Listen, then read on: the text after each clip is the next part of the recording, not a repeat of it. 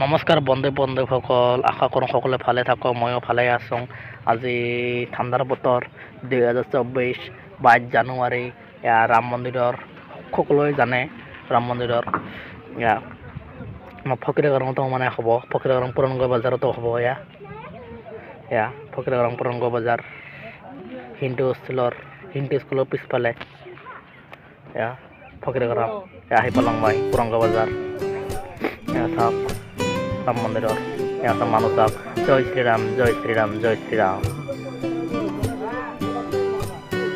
জয় শ্রীরাম।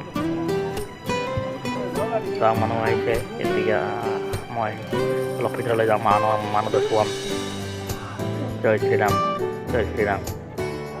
আৰু 11 বজাত হ'ব আমাৰ ৰেলি হ'ব। এতিয়া মানে মানুহ গৈছে, টিভি জানিব গৈছে মানুহে। এতিয়া দেখো ময়ো যাম ৰেলিত। জয় শ্রীরাম জয় শ্রীরাম জয় শ্রীরাম। মানুহ চাওক, এখন তিনিচকা গাড়ী হয়, তিনিচকা গাড়ী হয়। তিনিচকা গাড়ীখনত মানে পেলপেলি হয়। পেলপেলিখনত চাওক টোটো বুলি কোৱা হয়। ৰাম লক্ষ্মণ সীতা আছে ইয়াত। এখন মই অলপ যাম, দেখুৱাম অলপমান। কৈ আছোঁ চাম।